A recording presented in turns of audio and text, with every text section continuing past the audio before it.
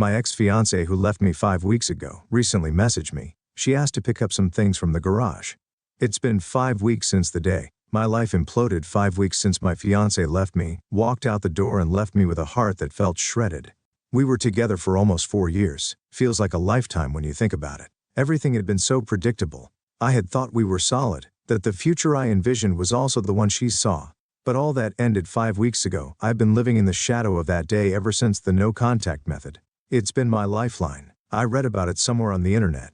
It seemed like the only thing to do. I knew that testing her, begging her would only drive her further away. So I held back, deleted her number, blocked her on all social media.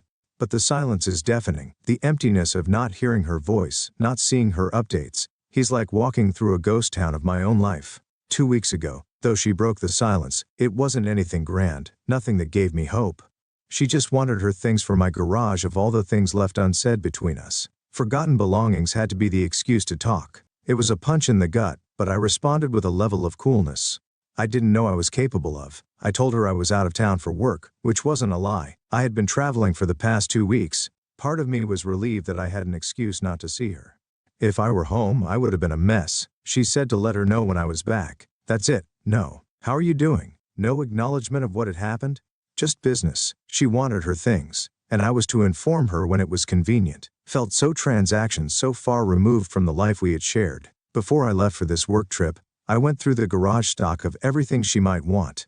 There wasn't much left. A pair of old gardening gloves, a dusty gym bag she hadn't used in years. I stood there in the garage, staring at the remnants of what was once a shared life, wondering if this was really all she wanted. Somehow I doubted it. Maybe it's because I still can't understand why she left. I spent countless sleepless nights trying to piece it together, but nothing makes sense. Could it really be over for her so easily? Or does she want to see if I'm still broken, still pining over her? I imagine her coming by, seeing me there and feeling some satisfaction in knowing that I'm still as devastated as the day she left. That thought makes me sick, but I can't shake it. I know I'm not supposed to care what she thinks, but I do. I care too much even now, and that's the worst part of all this. I'm still so hopelessly in love with her. Should I be there when she comes? Should I open the garage, leave her things out and disappear, making it easier on both of us? Or should I face her, look her in the eye and see if there's anything left of the person I used to know? Flight home was long, too long. As much as I dreaded facing the situation, I also hated the thought of continuing in this limbo. The entire plane ride, I couldn't stop thinking about that text message. Her words echoed in my head, tugging at the wounds I had tried to keep closed. Let me know when you're back, like I was just a business transaction to complete. When I got home, the first thing I did was walk into the garage. The space felt smaller, more oppressive now that I knew she would be coming. Everything in there carried some trace of her. The old gardening gloves forgotten after one spring when we had planned to start a garden that never happened. The bag she hadn't touched in years, it still had her initials on the side. A reminder that we used to belong to each other in some way. I picked up the gloves, ran my fingers over the warm leather. For a moment I could almost see her there, bent over the small patch of dirt. We had cleared the sun, glinting off her hair. She had been so focused, so determined. And I had been so sure that we had more than enough time to finish that garden. But time, as it turns out, isn't always what you think it is. I put the gloves down, my heart heavy. It was strange how the smallest things carried the biggest weight. It wasn't the big moments that got to me. It wasn't the trips we took, the anniversaries we celebrated. It was the little things like her gloves that made me feel her absence. The things that made me feel like I was still living in the shadow of something that no longer existed. But what did she want with these old things? Did she really need them? Or was this just an excuse? Was it her way of seeing if I was still hanging on? Or maybe even her attempt to make some kind of closure? I didn't know, and the not knowing was what killed me. Should I be there when she comes? Question, not at me. On the one hand, I wanted to see her even if it hurt. On the other, I was afraid of what Senior would do to me. I imagined her walking in cold and distant, acting like nothing had happened. That would crush me. I still loved her so much. And I didn't know if I could handle her indifference. I wanted her back there. I admitted it. I wanted her to see me, to realize she had made a mistake, but deep down, I knew that wasn't how this was going to go. If she wanted me back, she wouldn't have left in the first place. The days dragged on. I told her I was back in town, and she said she would come by at the end of the week. That gave me a few more days to stew in my own thoughts, which was both a blessing and a curse. Every hour felt like a countdown to something I wasn't ready for. The anticipation was almost worse than the reality, because in anticipation, your mind fills in all the worst possibilities. I played out different scenarios in my head, none of them good. In one, she came in, grabbed her things and left without a word. In another, she saw me and looked right through me as if I were just a stranger, or worse, she acted like we were old friends, like she was perfectly fine and had moved on without a second thought. But there was also a small irrational part of me that hoped that maybe she would come back, that she would see me and realize she still loved me. I hated that part of me. It was foolish and I knew it, but hope, once it finds a crack to slip through, is hard to shake. Kept myself busy with work, trying not to think about it, but it was always there in the back of my mind. I went through the garage again, rearranging things, making sure everything that was hers was easy to find. I didn't want to give her any reason to linger longer than necessary. If she was going to come, she should get what she needed and leave, but I wasn't sure if I really wanted that. The day before she was supposed to come, I barely slept. I kept imagining what it would be like to see her again. Would I be able to keep it together, or would I break down the moment I saw her? I knew I couldn't beg her to come back. I knew that would only push her further away, but the thought of seeing her and not saying something, not telling her how much I still loved her, felt impossible. The morning of her visit, I woke up early, too anxious to stay in bed. I sat in the kitchen, drinking coffee, staring at the garage door as if it held all the answers. I had to make a decision. Should I be there, or should I leave as the morning wore on? I found myself pacing. I still hadn't made a decision. Should I stay and face her, or make it easy on both of us and disappear for the afternoon? I went through all the possible outcomes. Again, my mind running in circles, and it only added to the knot of anxiety in my chest. I looked at the clock hours to go, but they felt like minutes. Finally grabbed my car keys. It was too much. I needed air, a distraction, anything to pull me out of the suffocating weight of indecision. I drove with no destination in mind, just moving, just trying to outrun my own thoughts. But no matter how fast I went, couldn't shake the image of her walking into the garage without me there, collecting the remnants of her life. And leaving, I pulled into a parking lot at a local park and just sat there. The afternoon sun filtered through the trees. Families were out playing on the grass, kids laughing, couples walking hand in hand. I watched them from a distance, feeling like I didn't belong in that world anymore. That used to be as carefree, full of plans. Now I felt like I was on the outside, looking in on a life I'd lost. I stayed there for hours, just watching people pass by, trying to calm the storm in my head. But no matter what I did, the anxiety wouldn't let go. By the time I made it back home, it was late afternoon, and I realized I had run out of time. Could show up at any moment. I stood in the garage looking at the bag and gloves once more. The idea of seeing her face, hearing her voice filled me with dread. I knew what it would do to me.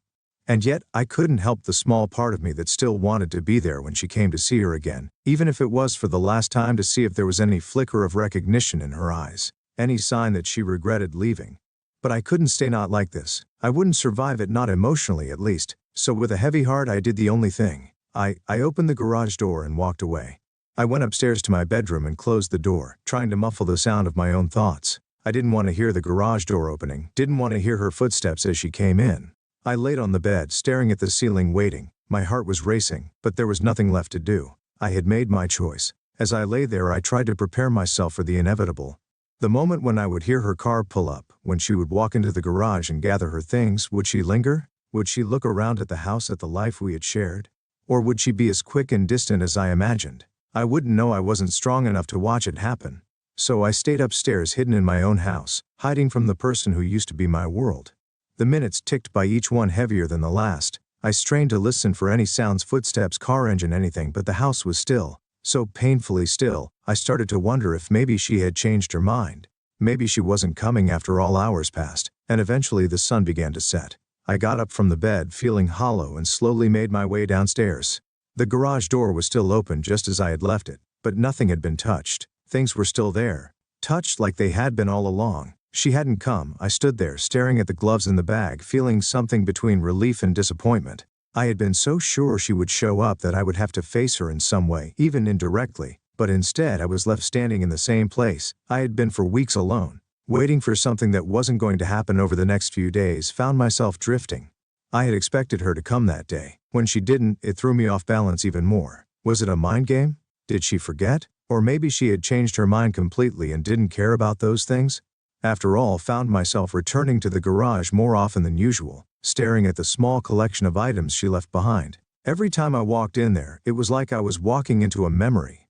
The air was heavy with the past. I could almost see her moving around the space, tying up her hair, rummaging through her bag, laughing at some joke I made. Felt like a haunting, but not the supernatural kind. No, this was the kind of haunting that comes from within, where your own memories turn into ghosts, lingering in the spaces you used to share with someone else. I wondered how long it would take for those ghosts to leave, or if they ever would. Every time I saw her gloves, felt the weight of all the things we never got to do together. The life we had planned but never lived. I started taking long walks after work, anything to get out of the house and away from the garage. I would wander through the neighborhood, walking the same paths we used to take together. It wasn't healthy, I knew that, but I couldn't help myself. Felt like I was searching for something, some kind of closure, maybe. But what I found instead was more emptiness. The world outside kept moving, but I felt stuck in place. The same thoughts, the same memories looping over and over, the same questions. Why did she leave? Was it my fault? Could I have done something differently? I never got any answers. Just more silence. A week passed, then another life carried on, but I still hadn't heard from her. I figured she had forgotten about her things, or maybe she had decided they weren't worth the trouble. Either way, I was done waiting. It was a Saturday afternoon when I finally decided to clear out the garage. I needed to reclaim the space, to stop letting her absence define my every move. I grabbed a box and began gathering up the things she had left behind. The gloves went in first. Then the bag. I found a few other small items, a book, an old water bottle. All of it felt like artifacts from another life. As I was packing the last of her things, I heard the unmistakable sound of a car pulling into the driveway. My heart jumped into my throat. I hadn't expected anyone. And for a split second I thought it might be her. I froze, staring at the open garage door, unsure of what to do. But it wasn't her. It was a neighbor pulling up to ask if I needed help with something. I breathed a sigh of relief and forced a smile, making small talk as best as I could. But even as we talked, my mind was elsewhere. I kept thinking about how easily someone else could fill the space she left behind. How life goes on, whether you're ready for it or not. That night I sat in the living room, the box of her things sitting next to me. I had packed it all up, but I didn't know what to do with it. I couldn't just throw it away. It still felt like a part of her, part of us, but keeping it didn't feel right, either. I stared at the box for what felt like hours, trying to make a decision. Finally, I grabbed my phone and sent her a message. It was short, simple. I told her I had packed up her veins. She could come get them whenever she was ready. Then I waited. This time she responded almost immediately. She said she would come by the next day. I didn't know how to feel. Part of me was relieved that this would finally be over, that I wouldn't have to wonder anymore. But another part of me dreaded the idea of seeing her again. Even if it was just for a few minutes, would I be able to hold it together? Would I say something I regret, or worse? Would I fall apart the moment I saw her face? I didn't know, but I was about to find out the next morning. I was a bundle of nerves. She was supposed to come by in the early afternoon. And I spent the entire morning pacing around the house trying to distract myself. I cleaned the kitchen, straightened up the living room, anything to keep my mind off the inevitable. When the time finally came, I stood in the living room watching the driveway through the window. Car pulled up and my heart felt like it was about to explode. She got out, looking as composed and put together as ever. I felt a wave of emotions wash over me, love, pain, longing, all mixed together in a way that made it hard to breathe. She didn't linger. She walked up to the garage, grabbed the box and put it in her car. No words, no glances in my direction, just business. Like always, as if we hadn't shared almost 4 years of our lives together, I watched her drive away. When she was gone, I realized something I hadn't expected. It hurt, but it didn't destroy me. I stood there for a long time, staring at the empty driveway, feeling a strange sense of relief wash over me. I had been dreading this moment for so long, but now that it had come and gone, I felt lighter, like maybe I could finally start moving on. The garage was empty. Now no more remnants of her, no more ghosts lingering in the corners. It was just a garage again, a space I could fill with something new. Maybe it wasn't closure exactly, but it was enough.